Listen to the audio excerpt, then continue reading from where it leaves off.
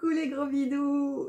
Et oui, je suis de retour dans un nouvel espace avec mes nouvelles étagères à tarot. On verra bien comment ça évolue.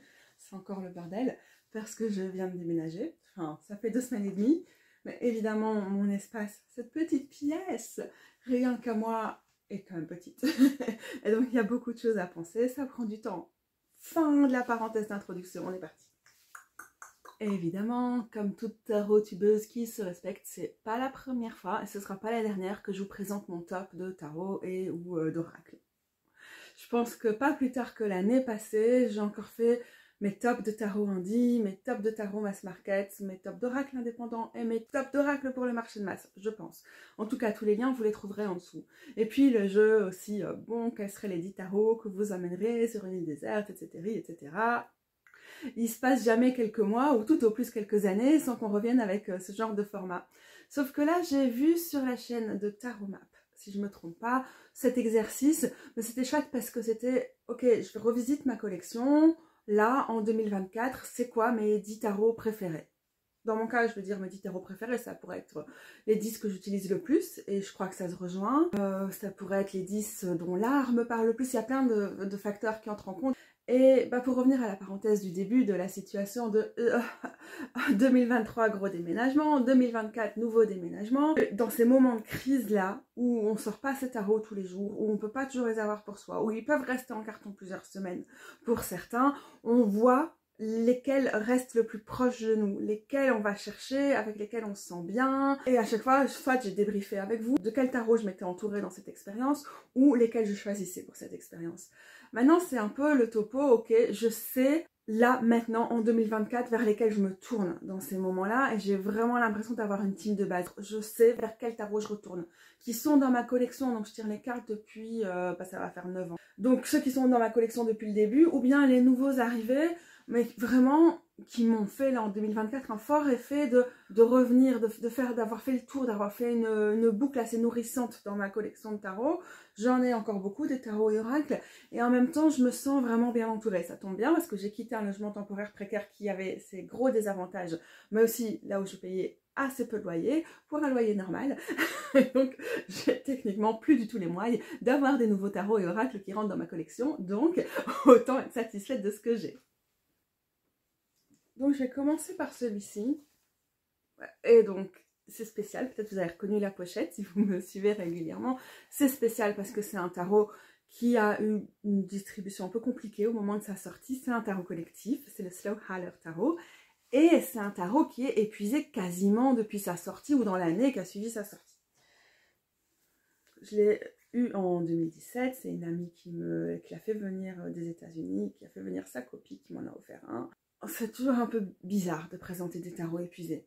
Il y a des gens qui sont un peu en mode « Ah, tu nous fais rêver, mais maintenant je vais l'obtenir, il est épuisé, gna gna », et ça coûte 500 ou 600 € sur internet, je sais pas. Et il y a d'autres gens qui disent « Oui, ok, il y a un effet de manque, hein, de FOMO, ou dans ce cas-là, enfin, c'est juste impossible de se le fournir, donc voilà, c'est pas la peur de rater quelque chose, c'est peut-être le dégoût d'avoir raté quelque chose, ou voilà, je sais pas, j'en sais rien. Il y a aussi des gens qui disent c'est trop chouette qu'il y ait des tarots queer, féministes, collectifs comme celui-là qui existent, et de pouvoir montrer les cartes et que les gens sachent que c'est là, que ça a existé, et de s'inspirer.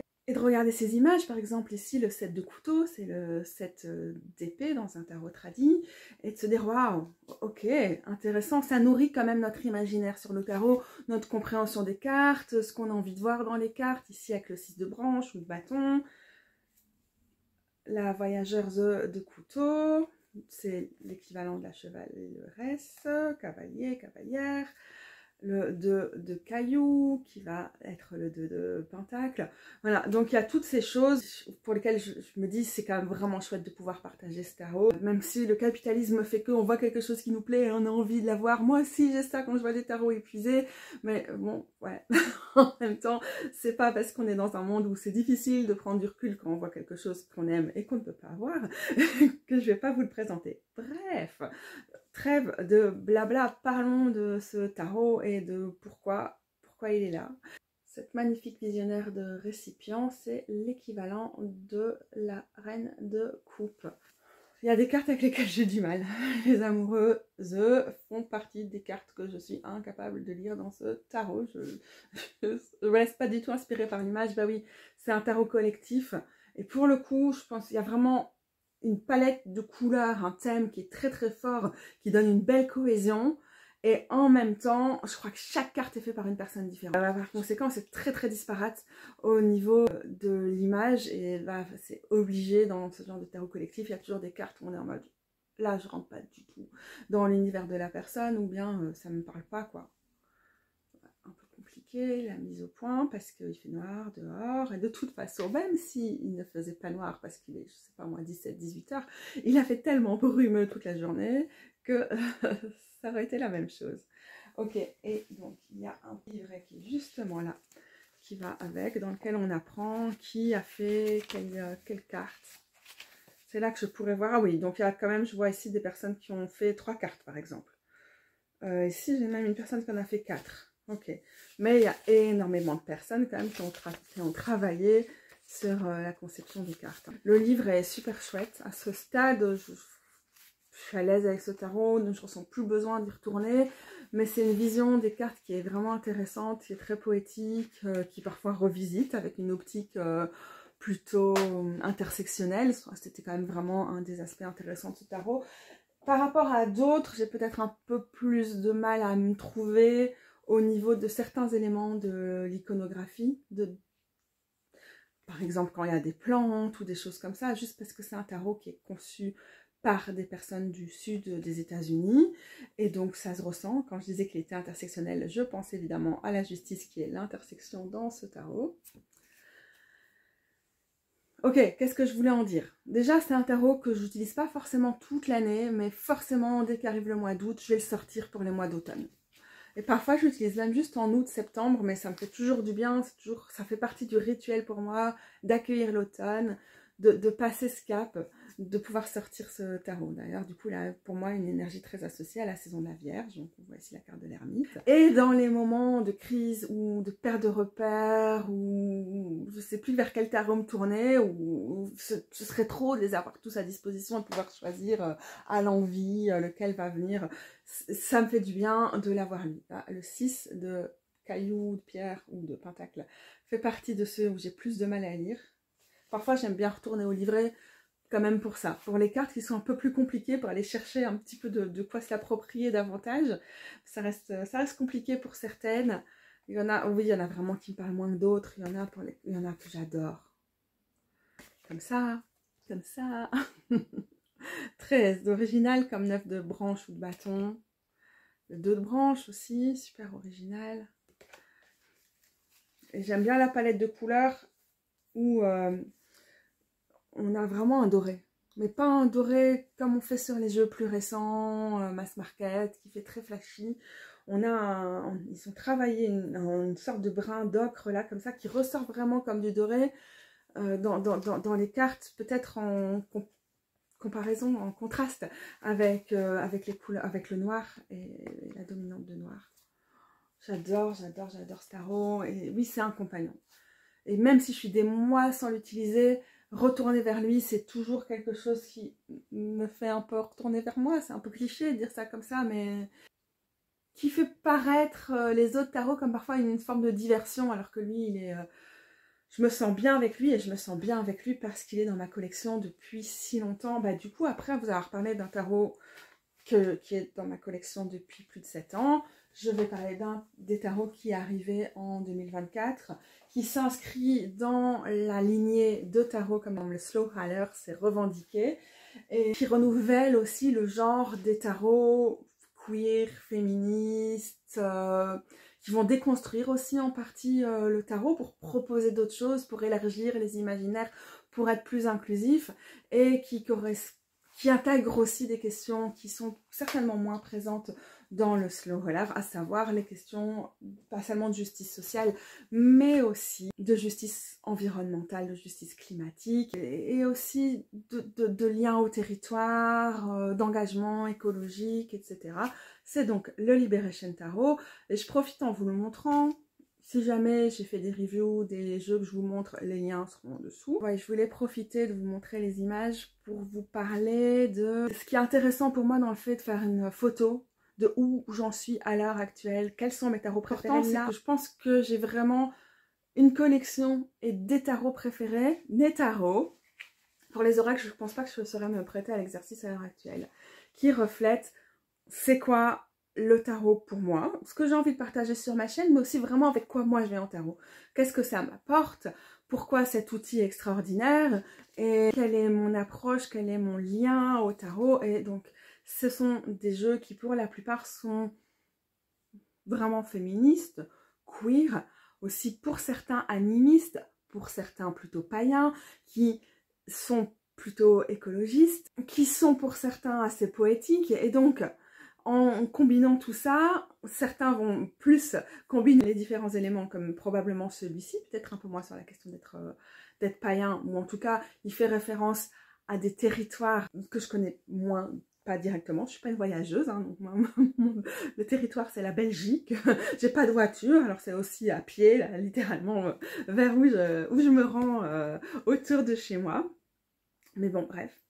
Cette collection, elle reflète ça aussi, et peut-être que mes préoccupations, ce que j'allais chercher dans des tarots, était pas, enfin, d'office, c'était pas le même il y a quelques années, et c'est aussi intéressant parce que aller chercher les tarots qui me parlent le plus, que j'aime le plus, avec lesquels je suis plus à l'aise à l'heure actuelle, c'est aussi faire le bilan et voir comment ma pratique a évolué. Et je suis pas certaine de pouvoir dire plein de choses pour vous dire, ah voilà, pas juste ma pratique, mais ma conception du tarot a évolué sur tel et tel point, parce que ça, je crois, c'est quelque chose que vous voyez au fil des vidéos, en particulier l'exercice auquel je me suis plus prêtée cette année-ci, c'est les bilans du mois, et si vous suivez ça, vous voyez comment ça évolue, et c'est pas, si je veux pas faire ce truc introspectif, d'essayer de trouver des mots sur tout ça, ni rien, mais juste, je trouve ça assez intéressant comme exercice, parce que, en fait, il y a vraiment 7 tarots qui genre c'était une évidence, ils allaient être dans mon top, il n'y avait pas de discussion là-dessus. Après, vous allez voir, il y a plus moyen de réfléchir, et puis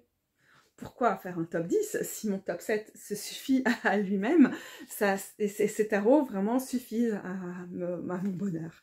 Donc le Liberation Tarot, c'est aussi un tarot collectif, on a des suites, ici c'est les lames pour les épées, alors ici c'est majeur, les spirales pour les bâtons, vous voyez ici, encore les spirales, les fleurs pour les pentacles et l'élément de terre, et on cherche encore des fleurs, on cherche quoi?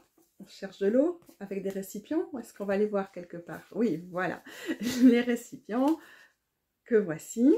Donc ces suites sont, chacune des 4 suites sont faites par une artiste différente.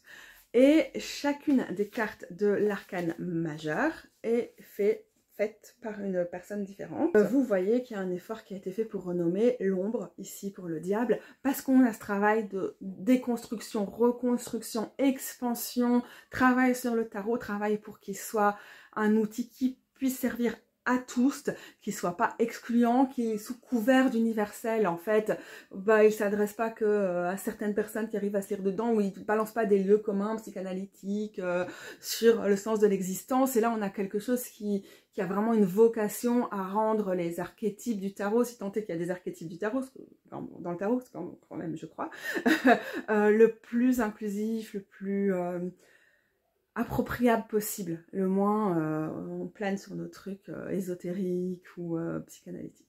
Ce qui a un intérêt dans le tarot, mais quand on n'a que cette approche-là, parfois, on a tendance à avoir des points de référence qui peuvent être assez blancs, assez masculines, assez valides, etc., etc. Vous connaissez la chanson si vous êtes sur cette chaîne. Et cette carte de la mort, donc ce tarot est paru à la fin de l'année passée, donc les cartes ont été conçues avant le début du génocide à Gaza, mais c'est fait par une artiste palestinienne qui a documenté la vie des femmes en Palestine ou à Gaza précisément, je ne sais pas, mais c'est l'importance de ce tarot, quoi. C'est pas pour tous les goûts, évidemment, et évidemment, il y a certaines des suites dans lesquelles c'est plus difficile de rentrer. Par exemple, moi, j'adore, mais j'adore absolument les spirales. Je suis peut-être un peu moins convaincue par d'autres, notamment les épées ou les lames, mais ça fait aussi partie du travail, de la découverte, de se laisser emporter dans d'autres univers, de les laisser nous parler aussi. Et le livret qui va avec, c'est vraiment un petit livret, mais très consistant, avec une description des cartes et tout, et puis un petit texte poétique, et vraiment très intéressant pour permettre de comprendre et de voir comment on se positionne par rapport aux représentations sur chacune des cartes. Donc c'est un nouveau venu relatif dans ma collection, qui est dans l'affiliation du tarot que je viens de vous montrer, peut-être de celui que je vais vous montrer tout de suite. Ces liens de parenté entre ces tarots qui tous à des moments différents ont apporté des choses différentes à la communauté, en particulier aux personnes minoritaires au sein de la communauté, les personnes queer, LGBT, et les personnes racisées, et les personnes handies, etc. C'est tellement important de voir aussi qu'ils sont là, mais qu'en plus ça continue, que ce genre d'initiative, en plus ces initiatives collectives comme celle-là, continuent d'exister. Et au suivant, je pense que c'est un tarot que j'ai beaucoup attendu, qui est arrivé dans ma collection fin 2017 ou début 2018, avec lequel j'ai des hauts et des bas, parce que je ne suis pas toujours à l'aise pour le lire. D'ailleurs, au fait, juste au-dessus, là, il y a une carte de la grande prêtresse, en grand, qui vient de ce tarot. Elle est là.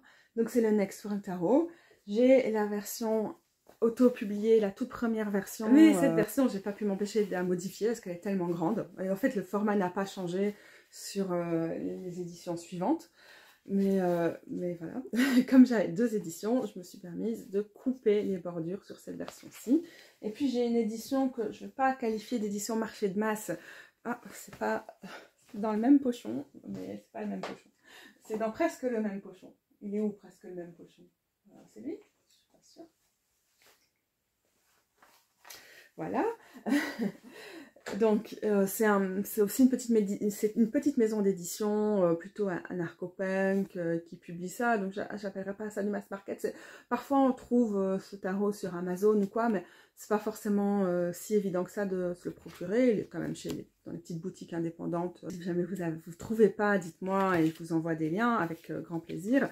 Je vais arrêter de vous montrer en petit parce qu'avec la lumière qu'on a aujourd'hui, ça fait pas trop la mise au point, c'est juste pour vous montrer comment sont les bordures en temps normal, et puis les titres, ça aide toujours. Donc titre, éléments, signes astro, ou signes ici planètes. Un petit titre avec les figures. Pour la page de coupe, on a la maison de l'expression. Et pour les cartes de l'arcane mineur, on a un mot-clé qui est souvent inspiré des mots-clés de l'ordre hermétique de la Golden Dawn. Donc, si vous travaillez avec le tarot de Thoth, vous allez voir qu'il y a beaucoup de clins d'œil au Thoth dans les mots-clés et parfois aussi visuellement dans les cartes. Et alors, du coup, l'association astrologique, comme dans le Thoth, ou le système de l'ordre hermétique de la Golden Dawn. Donc ici, par exemple, pour le 10 de Pentacle, c'est Mercure en Vierge. En réalité, c'est le 3e décan de la Vierge qui est gouverné par Mercure. En fait, c'est marrant, c'est un tarot que je me vois pas l'utiliser. Je me dis souvent, tiens, je l'utilise pas souvent. Et en même temps, voilà, par exemple, là, au moment du déménagement, je l'ai sorti assez souvent quand même. mais en réalité, il est tout le temps là, depuis 6 ans, 7 ans. Il sort super souvent. Et ça reste un de mes tarots de référence aussi. Parfois, il y a des tarots que j'utilise pas, comme le Special Tarot, je vais pas le montrer ici aujourd'hui. Je l'utilise quasiment jamais dans des tirages. Mais ça reste un tarot où je pense que les illustrations sont tellement formidables, le travail qui a été fait sur les cartes, ça reste un des tarots dont je me sens le plus proche, même si c'est pas un tarot que j'apprécie particulièrement utiliser, parce que pour une raison ou pour une autre, il me parle pas particulièrement. Bon, celui-ci me parle beaucoup, mais il est très politisé, avec son monde post-apocalyptique, son côté plutôt punk, et parfois c'est difficile de rentrer dans cet univers parce que j'utilise aussi beaucoup mes tarots par rapport au territoire, par rapport aux esprits du lieu, par rapport avec un côté assez dévotionnel. Et en fait, du coup, là, il a un côté très humain qui est parfois difficile d'extrapoler ce côté humain à d'autres situations, qui fait que je le sors essentiellement pour des situations humaines. Et c'est pas mon usage premier du tarot en vrai. Quelque chose de ce style. Donc là, on avait l'ermite, le 6 de Pentacle, la lune, comme il n'y a pas les noms, je suis obligée de vous dire. La force, parce que c'est pas forcément évident comme ça. Quelle carte est quoi? Ça, c'est le la messagère ou l'hiérophante, le 4 de pentacle, la magicienne, le 10 de pentacle, les amoureuses, qui est extraordinaire avec les cuillères. Donc la perspective en dit est plutôt grosse, elle est partout. Le 10 de bâton, le 2 de coupe. J'ai trop envie de vous montrer toutes les cartes tellement je l'aime. Le 9 de pentacle, le jugement, le 10 d'épée, sur laquelle la Christy Rode, qui est la créatrice, s'est représentée. Le 3 de bâton, et bon, je pense qu'on peut arrêter là. Et le 4 de coupe, et on arrête avec le 4 de coupe. Le 4 de coupe, c'est souvent un signal genre, j'ai tout donné, passons à autre chose. Je suis pas vraiment un style dans les tarots. Évidemment, je déteste, je suis complètement contre tout ce qui est intelligence artificielle. Aussi, j'aime pas trop les dessins qui sont vraiment uniquement digital. Ici, la personne, elle travaille ses dessins à l'acrylique. Hein. Ça, c'est ce qui me parle quand même le plus. Et alors, j'aime bien soit des tarots avec très peu de couleurs, une palette très limitée, très sobre, ou alors des tarots avec énormément de couleurs. Ça... C'était le cas avec le Next Expert, d'une façon qui est parfois un petit peu, là pour le coup, too much pour moi. Ça va aussi être le cas avec celui-ci, qui est le Rainbow Tarot, qui est un tarot, je pense avoir reçu de Lidéric en 2022, donc, ou en 2021. Ça fait quand même quelques années que je travaille avec lui. De tous ceux que je vais vous présenter, je pense que c'est celui qui est le plus proche du Rider-Waite-Smith de base. Et c'est lui qui m'a permis, je crois, faudra aller voir mes vidéos de l'époque, mais qui m'a permis d'arriver à lire avec des tarot de Rider-Waite-Smith. Avant, j'aimais beaucoup, RWS. Avant, j'aimais beaucoup plus avoir des tarots qui faisaient vraiment une proposition originale, qui pas forcément cassaient les codes, mais qui connaissaient suffisamment les codes pour pouvoir s'en émanciper, pour proposer d'autres choses. Et j'arrivais vraiment pas à me voir, à me plonger, à me laisser inspirer, à avoir aussi des déclics intuitifs, ouais, juste en lecture intuitive, poétique, en canalisation, voire en voyance, avec des tarots inspirés de Rider-Waite-Smith. Pour moi, c'était des tarots qui étaient vraiment pas parlants. Et le Rainbow Tarot, c'est celui qui a vraiment changé la donne. Alors là, moi, j'ai l'édition indé, qui à mon avis n'existe plus du coup, l'édition auto-publiée, mais maintenant il existe en version mass market. J'ai cru comprendre que la qualité des cartes, c'était pas tout à fait ça, mais j'ai pas regardé énormément de vidéos de review, donc je vous laisse checker si ça vous intéresse. Dans cette version indé, il y a beaucoup de clins d'œil au tarot de Marseille, l'arcane majeur, les atouts, les noms sont en français. Ce n'est pas le cas dans la version mass market qui est disponible. J'adore le fait qu'il y a tellement de couleurs, en même temps, au sein de chaque carte, il n'y a pas trop de couleurs. Ça reste assez sobre. Alors si vous lisez le tarot avec des codes couleurs et que ça a une importance déterminante pour vous, je ne sais pas très bien comment vous en sortez avec celui-là, mais pour moi c'est trop chouette qu'il y ait toutes les couleurs de l'arc-en-ciel, parce que littéralement si vous mettez les cartes ensemble, il n'y en a pas une qui a exactement la même couleur. Par exemple, si on en a deux qui ont un vert assez foncé comme celui-là, ça va jamais être deux fois exactement le même vert. Ça, c'est vraiment quelque chose qui m'enchante, qui me ravit. La personne qui a créé ce tarot est une personne queer, non-binaire, et ça se ressent super fort dans l'énergie de ce tarot aussi, d'une façon moins tape à l'œil, moins revendiquée que le Next World Tarot. Les deux ont leurs avantages et leurs inconvénients. Dans la théorie, c'est un tarot qui va peut-être pas assez loin pour moi, et d'un autre côté, je suis vraiment contente d'avoir dans mes préférés un tarot, ça s'appellera pas ça un clone, mais très inspiré du Rider-Waite-Smith, avec lequel j'ai plaisir à tirer les cartes, et je peux me voir, et je peux voir mes proches, et je peux voir une diversité de personnes, et quand même, ouais, c'est un univers que j'aime vraiment beaucoup. Donc le Rainbow Tarot. On continue avec les tarots qui sont présentés comme des évidences, et si vous me suivez, ça va trop pas vous étonner, il est toujours là dans mes tops, il est toujours là dans mes bilans du mois, c'est le TA. J'ai la version originale de 84, mais il est disponible. Il a été publié par une petite maison d'édition. Il est plutôt disponible dans des boutiques indépendantes. Par exemple, je pense qu'il est disponible au Salon des Arcanes, s'il l'est encore. Sinon, n'hésitez pas si vous avez la moindre question à me demander en commentaire, vous trouvez ça. Je réponds en commentaire une fois tous les 6 mois, mais parfois, si ça tombe au bon moment, c'est pareil pour les mails d'ailleurs, vous allez avoir une réponse immédiate. Il faut quand même pas hésiter, on ne sait jamais que quelqu'un d'autre vous réponde d'ailleurs. Mais c'est donc le thé à tarot, effet découpage noir et blanc, très sympa. Je sais plus quoi dire, je vais m'asseoir. Donc, ok. Maison d'édition canadienne Métonomie Press qui a ressorti une deuxième fois une édition contemporaine de ce tarot et aussi un bouquin qui l'accompagne, bouquin qui est intéressant parce qu'il est plutôt queer et non-binaire, alors que ce tarot est un tarot lesbien des années 80 qui du coup n'est pas forcément queer et non-binaire juste à... Alors les Gwyn politisés parmi nous vont comprendre ce que je veux dire quand je dis il a un petit côté vitilien, il a un petit côté les Amazones d'ailleurs, les cavalières ont été renommées Amazones ici, un côté guerrière, un côté utopiste qui fait du bien.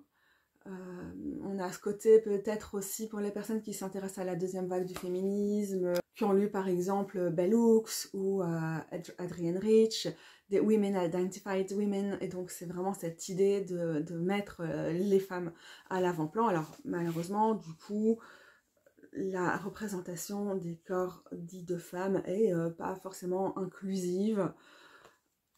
Et heureusement du coup qu'il y a un bouquin qui a été fait avec la permission de la créatrice, évidemment, il y a une dizaine d'années, pour permettre d'actualiser ça. Je trouve ça vraiment, c'est chouette que des personnes puissent se rendre compte des soucis peut-être, ou du manque d'ouverture qu'ils pouvaient avoir dans leur approche du lesbianisme dans les années 80, et de laisser à des personnes plus jeunes le soin de faire en sorte que ce tarot reste accessible et parlant au plus grand nombre. Je connais aussi des personnes non-binaires qui adorent travailler avec ce tarot, qui continuent de les inspirer. Donc je pense que ça fonctionne bien. Vous voyez, hein, beaucoup de cartes ont été renommées, ça c'est vraiment, moi c'est quelque chose que j'aime bien. Je comprends que c'est pas quelque chose qui convient à toutes les personnes qui débutent dans le tarot. Moi, ça m'a pas dérangé quand j'ai débuté. C'est un de mes premiers tarots. C'est un des tarots avec lesquels j'ai appris. Et voilà, ça m'a pas posé de problème. Roue de fortune est devenue comète. Les noms des suites n'ont pas changé. Mais on a enfant pour page ou valet.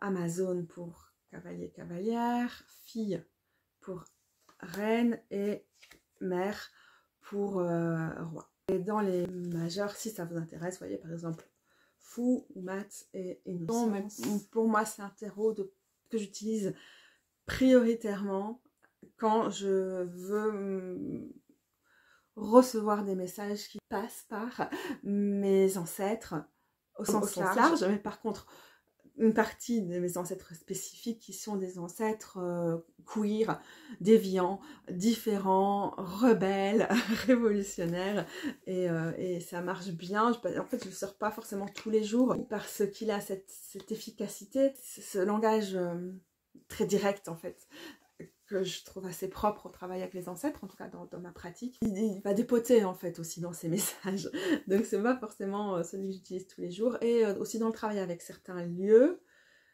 en tout cas avant mon déménagement, c'était un de mes tarots de prédilection aussi. Encore un nouveau tarot de 2024 qui me fait une tellement forte impression que je ressens le besoin de le mettre dans mon top de mes tarots préférés à l'heure actuelle. À voir si ça se confirme, c'est le Awakening Tarot. Surtout pour le fait de revendiquer son côté élémental. Transformation, ici, c'est pour tempérance. Et son côté animiste. Et alors, c'est un peu brillant, donc c'est un peu peut-être compliqué pour la mise au point. Je ne sais pas si vous voyez. C'est le 7 de coupe. Donc, du coup, je ne regarde pas la caméra, la lentille, je regarde mon écran pour voir ce que je vous montre. Et si ça fonctionne, le 7 d'air, ou d'épée. L'artiste pour... Reine. Oui, c'est ça. D'air. Oui, alors c'est un peu la loose parce que je ne l'ai pas utilisé pendant quelques mois et je viens de le ressortir. Et là, d'un coup, je bloque sur qui est quoi. Le 10 de coupe. C'est inspiré par les anciennes poupées en porcelaine. Une société allemande, je pense. La personne, la créatrice, a été inspirée par ces petites poupées. Et j'aime bien aussi ce côté reconstruction, ce côté d'avoir des carcasses qui sont mises de côté par le capitalisme et qui continuent de servir. Dans ce cas-ci, par exemple, c'est comme des maisons pour des esprits pour moi. C'est un peu difficile à expliquer là à ce stade parce que je suis un peu trop fatiguée pour rentrer trop dans les détails, mais c'est un tarot qui me touche beaucoup et qui est très très puissant, en particulier dans le travail avec le territoire, je trouve, mais aussi dans le travail sur soi, dans l'introspection. Il a clairement une volonté aussi d'intégrer le travail de l'ombre, pas forcément quelque chose qui, moi, me parle beaucoup, mais dans le livret, c'est très présent et c'est très intéressant. Il faut aimer ce style. Pour d'aucuns, ça paraîtra creepy. Moi, je le trouve même pas creepy. C'est ça le pire, peut-être. Jugement, awakening, donc l'éveil. C'est un parti pris, ce nom pour ce tarot. Moi, j'aime pas trop ce terme. Je le trouve très, très chargé pour plein de raisons. Donc, je ne vais pas rentrer dans les détails ici. Mais la créatrice s'explique très bien de son choix dans le livre.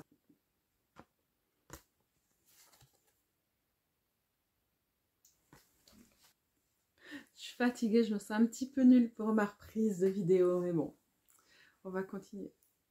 Parce que je crois que j'y reviendrai pas si je laisse filer, je me dis je reprends demain. Ce qui serait la bonne solution, la meilleure chose à faire. Mais je continue aussi parce qu'en fait il me reste juste un tarot, dans vraiment le top du top. Parce que cet exercice parfois peut nous pousser à essayer de mettre trop de choses juste pour venir de faire un top 10. En général, moi j'ai du mal, je mets plus de choses que ce qui est dans les tops. Alors, mais je trouve que je peux être fière de moi. De juste réussir à me dire mon top, en fait, c'est pas 10 tarots, c'est juste 7 tarots, c'est très bien. Alors là, j'ai le Witch's Wisdom qui existe en français. Le nom, c'est le tarot de la sagesse des sorcières. Et il a dû rentrer dans ma collection quelque part en 2020. Je vous dis ça parce que vous voyez que il y a à la fois les vieux tarots avec lesquels j'ai vraiment un lien spécial, mais c'est pas forcément parce qu'ils sont dans ma collection depuis le début, c'est aussi parce qu'ils sont spéciaux, qu'il y en a des tout nouveaux qui me font à peu près le même effet que quand ces tarots emblématiques là sont rentrés dans ma collection, le Next World, le Slow Haller, etc. Et il y en a d'autres qui sont arrivés au milieu de mon parcours, comme celui-ci, comme le Rainbow Tarot que je vous ai montré, avec lesquels peut-être ça n'a pas forcément été facile au début, et donc ça a moins été un coup de cœur. C'est pour ça que c'est aussi intéressant de refaire ce genre de vidéo plus tard, parce que probablement quand j'ai fait une vidéo sur mon top, il y a 1 an et demi ou 2 ans, jamais celui-là aurait été dedans, et au final, bah, à l'usage, il s'est imposé. C'est un tarot sorcière dans un sens qui n'est pas très restrictif, donc je le trouve surtout assez néo-païen. Ça, c'est quand même vraiment cool. C'est aussi un tarot féministe d'une autre façon que les autres. Pas queer comme les autres. Un tarot féministe un peu à l'ancienne, parce que je veux dire par là qu'il y a une tradition dans les années 70, 80, jusque dans les années 90, dans les tarots féministes, de dire par exemple, on va faire des tarots ronds, parce que la carte, ça coupe, ça tranche, c'est un endroit, un envers, il y a moins de possibilités, le rond c'est l'ensemble des évidemment, encore une fois. Cette importance en fait du rond aussi pour le refus de la linéarité ou pour élargir les imaginaires. Voilà, bon, c'était très en vogue à l'époque. Et probablement notre pensée a évolué depuis lors aussi. Juste, nos propositions féministes sont juste différentes de ce qu'elles étaient à l'époque. Mais celui-ci a fait pour moi un clin d'œil à cette tradition-là quand il dit en fait ça ne va pas du tout, la façon dont on conçoit l'arcane majeur. On est nombreuses en tant que féministes à partager ce truc, hein, cette idée de l'ascension, du détachement, justement peut-être un peu de l'éveil, au fur et à mesure de l'arcane majeur, hein, on évolue, gna gna gna gna, qui peut représenter des valeurs assez patriarcales. Du coup, il y a un souhait ici, non seulement de renommer certaines cartes, mais aussi de faire les cartes à l'envers. Donc, on part du monde, 0 ici, c'est la pèlerine, et on fait le voyage dans l'autre sens. Donc, non seulement ça a été renommé, mais ça a aussi été retravaillé. Et le système lui-même n'est pas du tout inspiré de Rider-Waite-Smith ou d'aucun tarot connu, ce qui fait que pour certaines personnes, on va vite dire, bah, il fonctionne plus comme un oracle. Oui et non. En fait, j'essaie toujours d'avoir en tête, quand je peux me le permettre, pour les cartes, donc pas pour les figures ni pour les atouts, mais pour les cartes des suites numérotées, ici, comme le 10 d'eau, ou de coupe, d'avoir en tête les mots-clés qui existent. Je pense que c'est consécration pour celle-ci, par exemple. Parfois, je sais pas. Parfois, je me plante. Parfois, je dis un mot et c'est pas ça. Mais en ce sens-là, c'est un peu quelque chose d'oraculaire, mais c'est aussi quelque chose qui me permet de me recentrer sur l'interprétation, la proposition tarologique qui a été faite par les personnes qui ont créé ce tarot-là, et de vraiment me laisser aller à ce qui est donné au niveau élémental et numérologique dans ce tarot-ci, qui est vraiment très très différent de ce que j'ai pu voir dans n'importe quel autre tarot. Bref.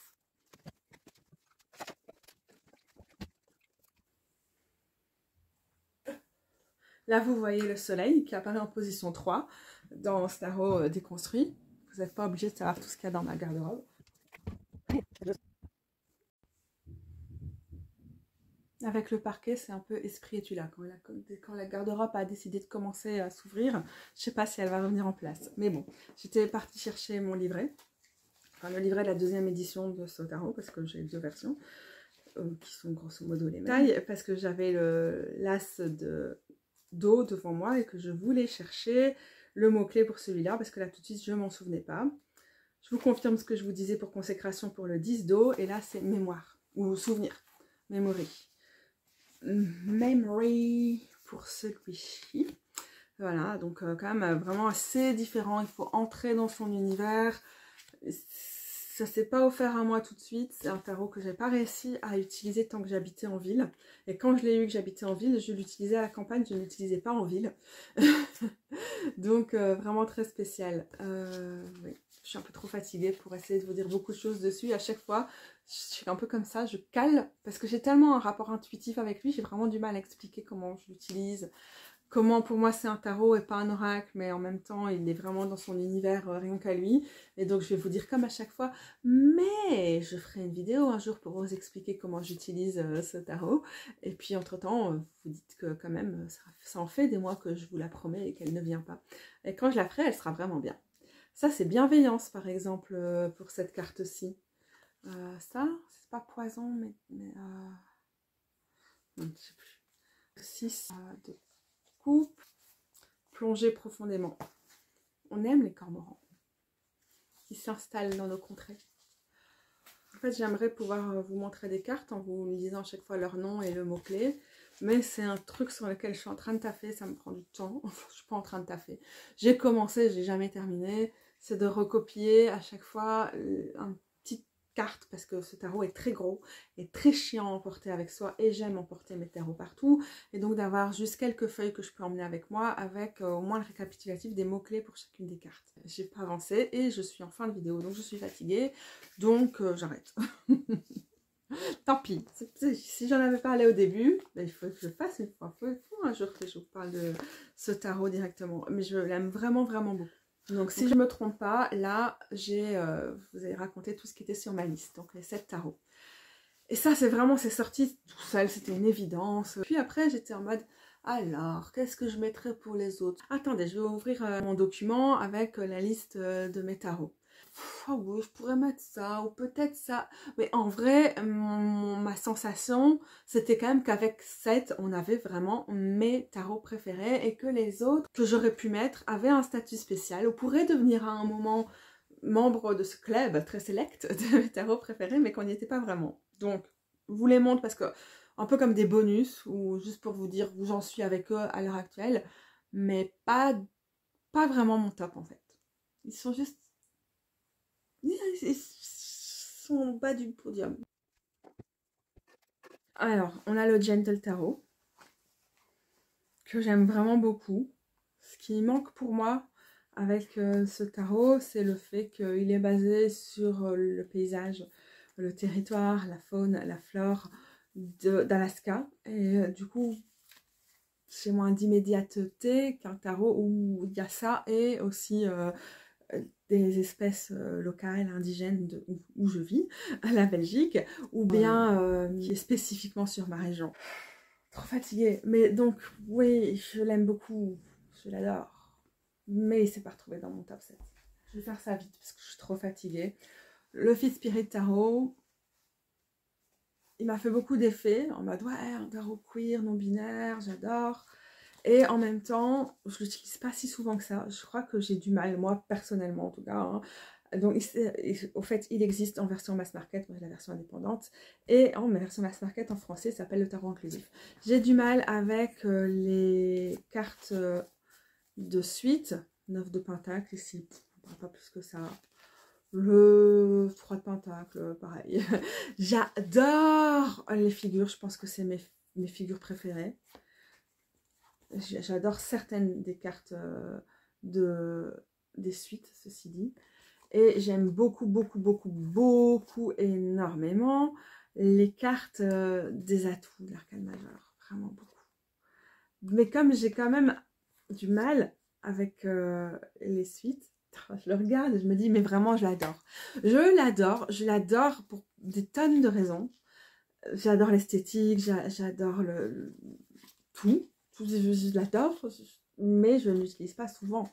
Et je pense que mes difficultés de connexion aux suites sont en grande partie la raison pour laquelle je ne l'utilise pas souvent. Et donc, la raison pour laquelle il n'est pas dans mon top, alors que je l'aime bien. Mais là, je le vois et je me dis, oh, il faudrait que je l'utilise plus, peut-être cet hiver. Ouais, on est début novembre et je me rentre déjà en mode hiver. Peut-être, on verra. Je pense que celui-ci, il sera jamais dans mon top, mais juste ces derniers mois, c'est un tarot que j'ai beaucoup utilisé, c'est le Cozy Witch. Version modifiée, j'ai coupé les petites phrases que je n'aimais pas en bas de chaque carte. C'était vraiment très agréable de travailler avec lui depuis le milieu de l'été, là, jusqu'à maintenant. Et en même temps, je suis pas super fan du dessin. Parfois, je le trouve un peu cheap au niveau du dessin, un peu bateau. Au niveau des illustrations, pas des illustrations, mais de l'interprétation, de la revisite des cartes, il est doux, il est gentil, mais il est gentillet, en fait, il n'a pas de mordant, le Gentle Tarot, il est gentil, il est doux, mais il est quand même assez direct, il n'hésite quand même pas, celui-ci, ouais, il a un côté un peu mielleux, en fait, un peu gnangnan, que j'aime pas tant que ça. Pour moi, hein, je ne dis pas qu'il est d'office mielleux ou gnangnan dans l'absolu, mais c'est mon ressenti. Et néanmoins, oui, c'est un des tarots que j'utilise le plus pour le moment. En tout cas, pour ce qui est tirage quotidien, invitation du jour et tout, un peu moins sur le côté plus spirituel. Oh, c'est joli, ça fait un peu illustration de livre pour enfants. Oui, il est un peu cliché en fait. Je pense qu'il sera jamais dans mon top non plus. J'ai aussi mis sur ma liste le Wild Unknown Tarot, qui jusque-là a toujours été dans mes tops. C'est parce que c'est le tarot avec lequel j'ai appris, que j'aime bien y retourner, que ça me fait toujours plaisir de le ressortir, que je me sens à l'aise avec lui, comprise, que je le comprends aussi, j'ai l'impression. Mais franchement, à l'heure actuelle, en 2024, je dirais, je pourrais m'en passer. Genre, hein, si je devais aller sur une île déserte, le genre d'exercice que je n'arrive pas à ne pas prendre au pied de la lettre. Mais si vraiment j'étais obligée de faire une sélection et que je ne pouvais rester qu'avec 10 tarots, bon, 10, peut-être que j'arriverais à faire rentrer dedans, mais oui, non, il ne serait pas forcément dans le top. Ok, si. Si, c'est vrai, si je devais faire 10 tarots, je prendrais quand même le Fils Spirit et je le prendrais lui. Si, en fait, c'est ça. Je regarde ma liste et donc le tarot inclusif, là, le Fils Spirit que je vous avais montré, et lui, si vraiment, hein, vraiment l'exercice, hein, le Only 10 decks, s'il n'y en avait que 10 jeux, 10 decks que je pouvais prendre sur une île déserte ou ailleurs, ou que je devais fuir une catastrophe et que j'en emportais 10, en fait, pour aussi le côté sentimental d'être mon premier tarot, celui avec lequel j'ai appris, je prendrais le Wild Unknown Tarot, même si de facto dans ma pratique, je pourrais vivre, sans tous mes tarots, bien sûr. Un Sherwin m'ont chassé, que c'est elle seule que je sauverais, et sa copine Pabelute, si je devais partir et emporter ce qui m'est le plus précieux. Et du coup, ça remet le Cozy Witch que je venais de vous montrer en perspective. C'est-à-dire, je vous en avais montré 7, et du coup, maintenant, je me dis, quand je vois ça, je me dis, ok, le Fils Spirit, le Wild Unknown, en fait, finalement, maintenant, avec le recul d'office, il serait dans mon top 10. Et je suis pas sûre que je mettrais le Gentle. Je pense que je mettrais un tarot. Donc, j'espère avoir l'occasion de me rapprocher, travailler davantage avec lui. Parce que les moments où j'ai eu l'occasion de l'utiliser ont été sympas, mais c'est par moment. C'est le tarot ultraviolette. Mention spéciale aussi parce que c'est un tarot écoféministe, éco-queer, par une personne géniale. Vous pouvez regarder les vidéos qui lui sont consacrées si ça vous intéresse. En fait, il y a certaines des cartes, encore une fois, ça va toujours la même chose. J'aime beaucoup ce qui est fait sur l'arcane majeur, j'adore, je kiffe. J'aime beaucoup les figures, c'est un peu comme le Fist Spirit. Mais il y a des cartes dans les suites où, contrairement au Slow Haller ou à d'autres que je vous ai montré, où j'arrive à me dire, je peux passer à côté des cartes qui me parlent moins, ou vraiment, parfois je bug sur certaines des cartes des suites. Bon, pas le 2 de Pentacle. Il y en a d'autres avec lesquelles j'ai vraiment du mal. Et j'ai vraiment du mal. Je sais pas dire si c'est parce que la personne qui l'a créé, en fait, avait une bourse. Hein, je sais pas si vous vous souvenez, mais il y a une interview avec elle sur ma chaîne si ça vous intéresse. Et du coup, travaillait avec certaines deadlines et devait terminer son projet à un certain moment. Et que peut-être... si elle avait eu un peu plus de temps, certaines des cartes des suites auraient peut-être donné autre chose, auraient peut-être eu le temps de maturer dans son processus, j'en sais rien. Pour moi, c'est pas forcément des tarots qu'on a mis des années à faire, qui sont des meilleurs tarots. Il y a des gens qui font des tarots comme ça en indéfini, une carte par jour, et qui sont des tarots vraiment géniaux. Je pense que le Many Queens tarot, par exemple, a été créé de cette façon-là, donc ça veut rien dire. Mais ici...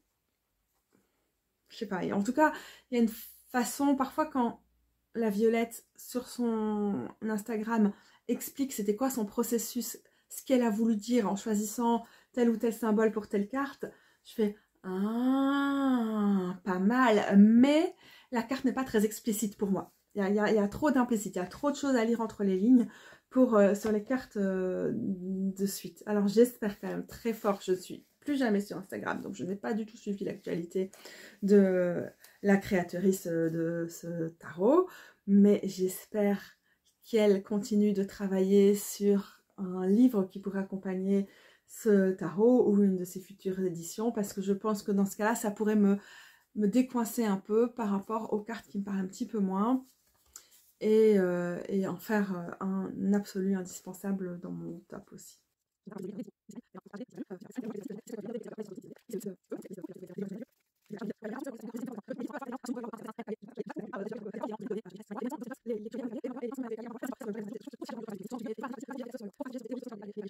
Si les correspondances élémentales peuvent nous aider, moi pas vraiment. Je suis pas claire en fait.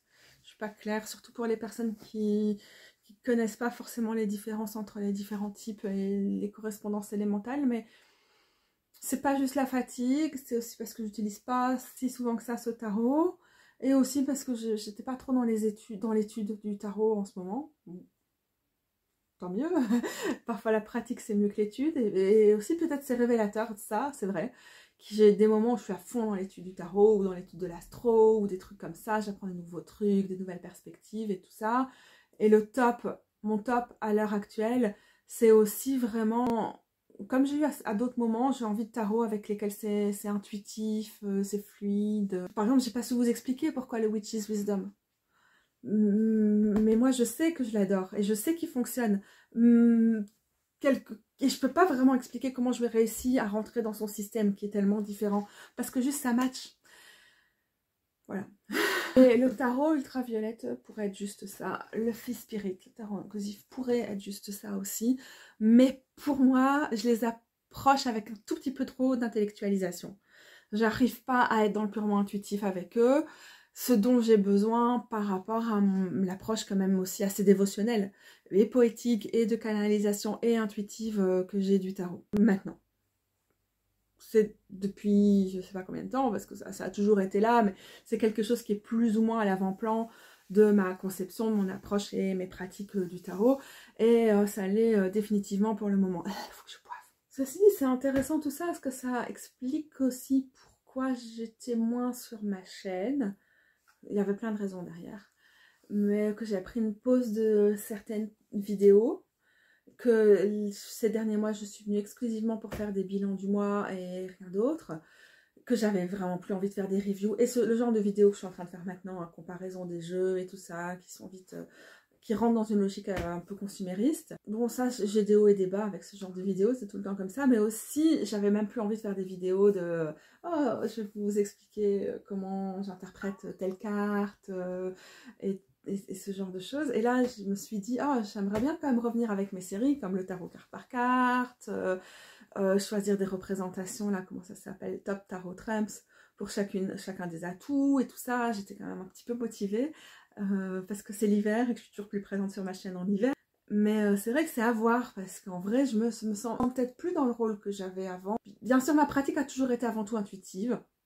Mes interprétations et les personnes à qui j'ai tiré les cartes le savent, hein, que je m'éloigne quand même assez rapidement, enfin tout le temps, des trucs très scolaires qui rentrent bien dans une case. Mais j'ai atteint un niveau où... ouais. Je sais pas finir ma phrase. Je crevais. Ça n'a pas changé. Évidemment, la maladie chronique fait toujours partie des raisons pour lesquelles je dois choisir dans quoi je mets mes cuillères. Je suis out. J'ai besoin de m'asseoir aussi. Mon chat est sur mon fauteuil en fait. Et donc de tout ce temps, je me balade de position inconfortable en position inconfortable juste parce que Sawin dort.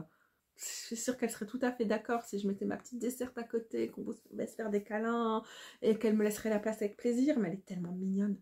Voilà, je vous montre la petite Sawin. Elle dort bien, la petite mémère. Oui, imperturbable. Ah, ok. Bisous les gros bidous. Je vais vous montrer comment Sawin est trop mignonne.